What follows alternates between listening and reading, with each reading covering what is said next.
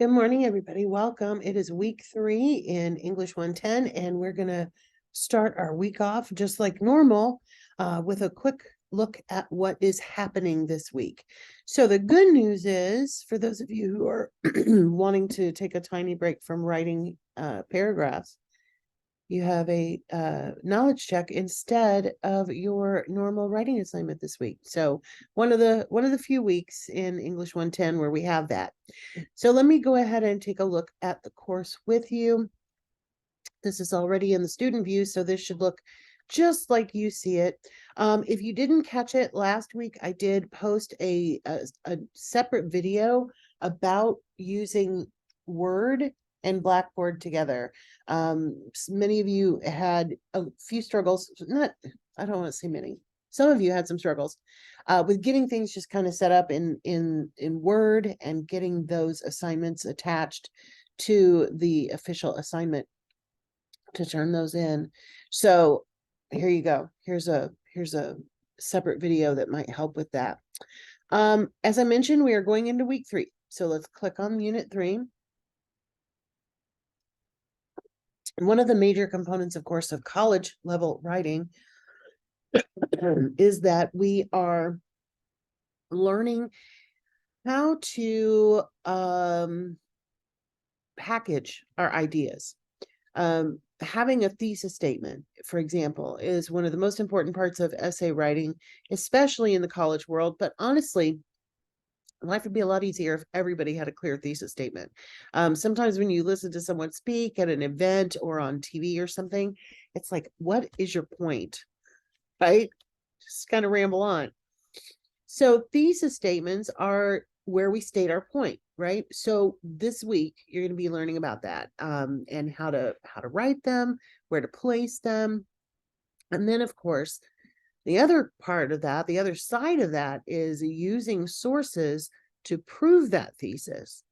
So the thesis is your own main idea, but you have to have research most of the time to back you up when you're writing for college. So that's what we're focusing on. And learning how to effectively cite your sources helps prevent accidental plagiarism. So we are going to focus in on plagiarism this week as well.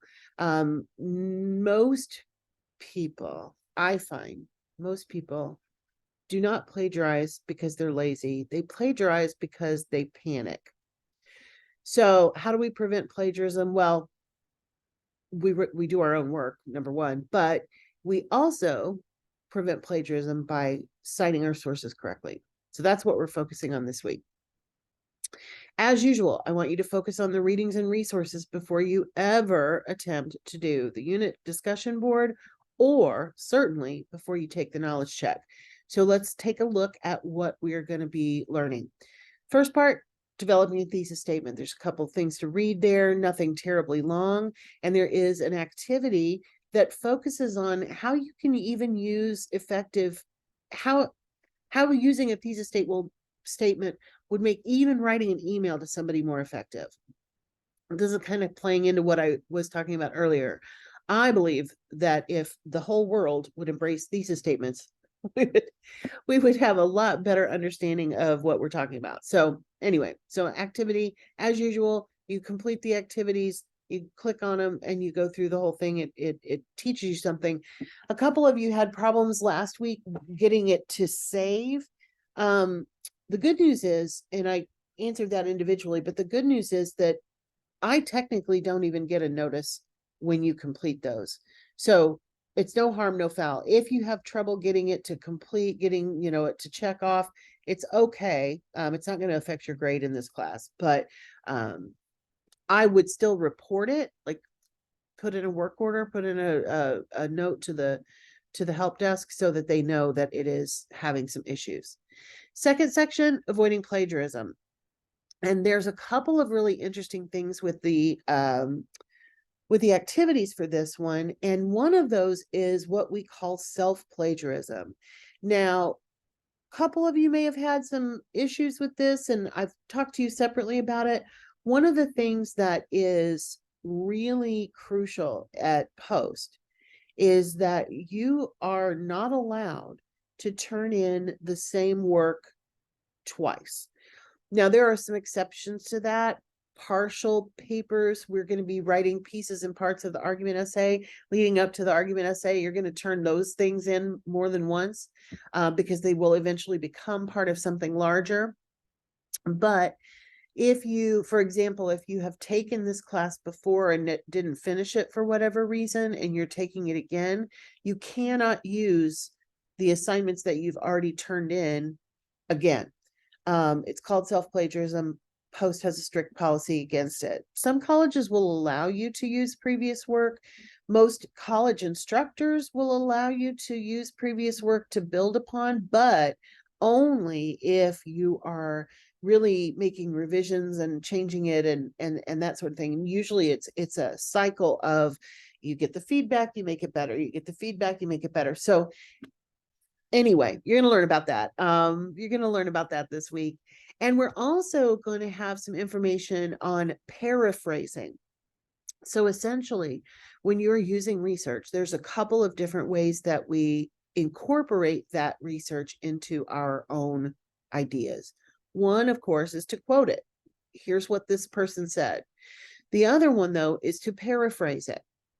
And a lot of people get the idea, I don't know where it comes from, it's the wrong idea, but a lot of people get the idea that, well, if I put it in my own words, I don't have to cite it. But that's not true. In fact, it's even more important in some ways to cite paraphrased information, because if it's quoted and there's quotation marks around it, even if you don't have a correct citation, your instructor, your professor is going to know, oh, this came from somewhere because it's a direct quote. Paraphrased information ends up sometimes being just kind of integrated so well into the paragraph that it's not clear that you are using a source. So you're going to learn about that as well. All right, so back to Unit 3, 2 assignments, like I said, as always. The first one is a discussion board. So we are focusing on the plagiarism stuff. In your initial post, this is the scenario that you're going to respond to. You have been working for a fairly well-established investment firm for the last 4 months. You and a coworker were both assigned to write a report on the same startup business to determine if you should invest in it. Your coworker asked to see your report to verify some data, but the next day, you and your coworker hand in the exact same report. So here's your questions to kind of think about responding. How would you feel in this situation? How would you deal with this type of plagiarism in the workplace? And what action should your boss take? And of course, then when you're responding to others, there's a couple of things that you can do. One is to consider in your responses, consider what other possible scenarios of plagiarism might come up in the workplace. And then how important do you think plagiarism is in the workplace? A lot of times we think of plagiarism as a problem that only exists at school. It's not true. So that's what we're focusing on in the discussion board. And then, like I said, you will take a knowledge check. Very important to have reviewed all of the readings and resources. There are 10 questions. They are all multiple choice or true false. They're each worth 10 points.